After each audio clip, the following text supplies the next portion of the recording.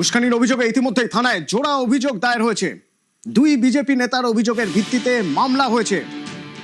প্রথম অভিযোগপত্রে নাম রয়েছে সুজন চক্রবর্তীর, নাম রয়েছে লাহেক আলীর।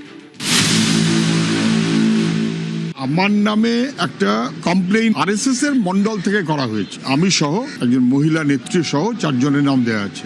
যদি কেউ কমপ্লেইন দেয় নিশ্চয়ই পুলিশের তদন্ত করার স্কোপ থাকে।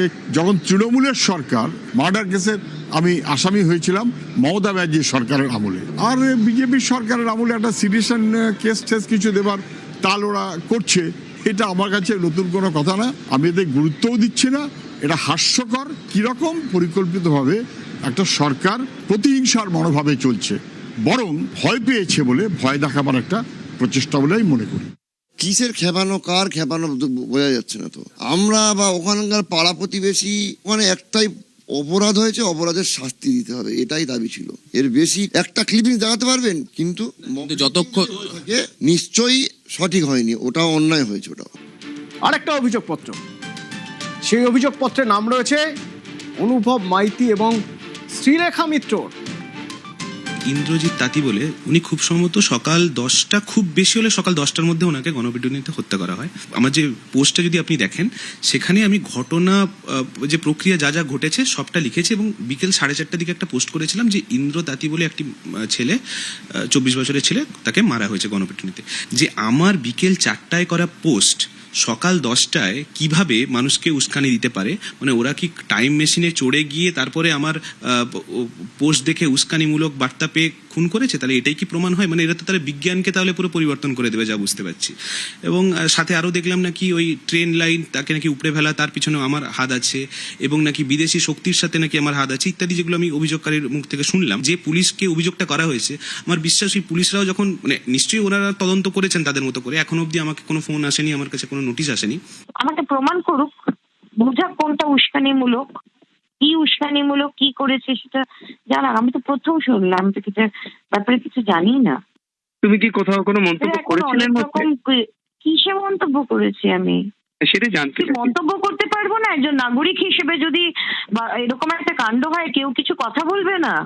কোনটা উস্কানিমূলক, কিসের উস্কানিমূলক? রেপ হচ্ছে রেপ হোক, খুন হচ্ছে খুন হোক, কেউ কোনো কথা বলবো না? এটা কিছু বললেই উস্কানি? আমি কি কাকে উস্কানি দিচ্ছি?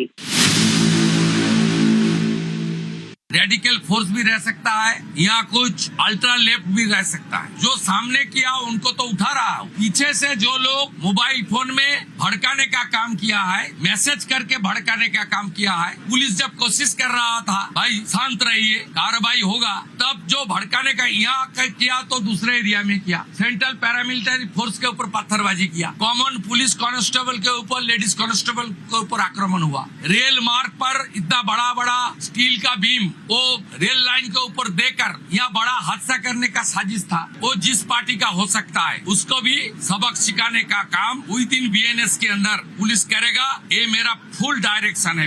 पुलिस को इस बारे में पूरा छूट दिया गया है। एक मैसेज जाएगा, इस तरीके से कार्रवाई आने वाला दिन में कोई नहीं करेगा। মানে যাদের গ্রেপ্তার করা হয়েছে তারা নিরীহ। যাদের গ্রেপ্তার করা হয়েছে এমন কয়েকজনের বাড়িতে গিয়েছিলেন আমার সহকর্মী অর্পণ মণ্ডল।